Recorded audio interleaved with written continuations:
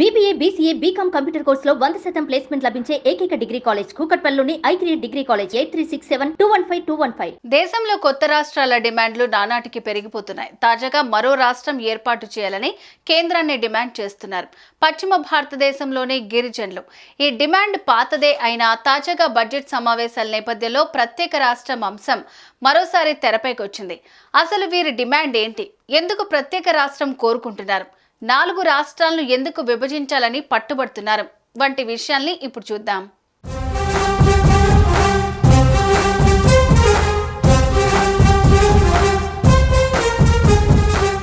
Bill Pradesh అనే రాష్ట్రం ఏర్పాటు చేయాలని దేశంలో సరికొత్త డిమాండ్ వెలుగులోకి వచ్చింది.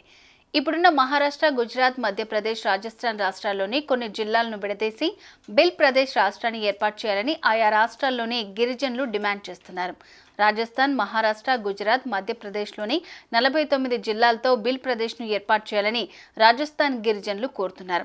రాజస్థాన్లో ఉన్న పాత 33 జిల్లాల్లో 12 జిల్లాలు కొత్త రాష్ట్రంలో చేర్చాలన్నారు. కొత్త రాష్ట్రం కోసం బిల్ సొసైటీకి చెందిన ఆదివాసీ పరివార్ సహా 35 గిరిజన సంఘాలు ఉద్యమ బాట పట్టాయి. వచ్చే వారం పార్లమెంటు వర్షాకాల సమావేశాలు ప్రారంభం కానున్న వేళ కొత్త రాష్ట్ర ఏర్పాటు డిమాండ్ రావడం ప్రాధాన్యం సంతరించుకుంది.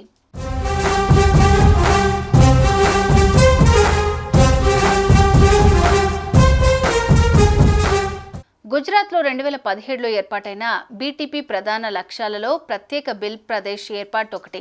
ఈ బిల్ ప్రదేశ్ ప్రత్యేక రాష్ట్ర ఏర్పాటు అనేది కొత్తది కాదు. చాలా రోజుల నుంచి డిమాండ్ చేస్తున్నారు.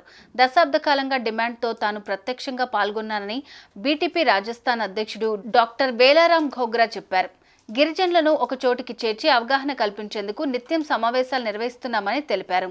కాంగ్రెస్, బీజేపీ రెండింటిపై గిరిజన యువకులు విశ్వాసం కోల్పోయారని ఘోగ్రా అన్నారు.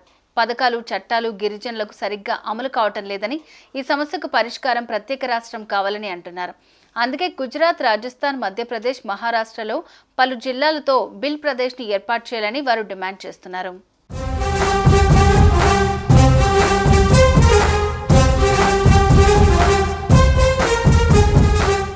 ఇంతకుముందు రాజస్థాన్, మధ్యప్రదేశ్, గుజరాత్లోని దుంగార్పూర్, బన్స్వారా, ఉదయ్పూర్ ప్రాంతం మొదలైనవి ఒకే సంస్థలో భాగంగా ఉండేవి.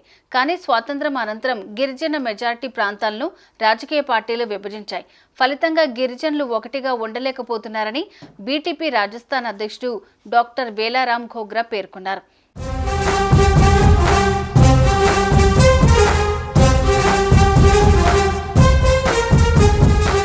దశాబ్దాలుగా అనేక కేంద్ర ప్రభుత్వాలు గిరిజనులపై వివిధ చట్టాలు, ప్రయోజనాలు, పథకాలు, కమిటీ నివేదికలు తీసుకొచ్చాయి.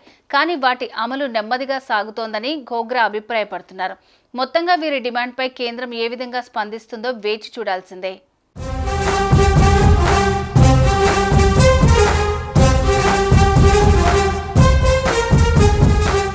సుమన్ టీవీలో మీ పర్సనల్ అండ్ బిజినెస్ ప్రమోషన్స్ కోసం కింది నెంబర్కి కాంటాక్ట్ చేయండి.